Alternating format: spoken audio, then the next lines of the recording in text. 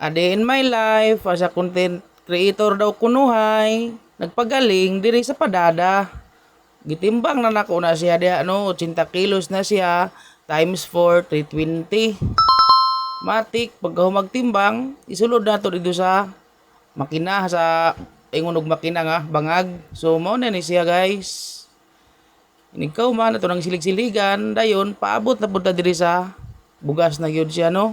Mao na ni siya ang labas guys, ug namoy mais diha, pwede ra mo pagaling diri sa padada. Mao na ni siya guys.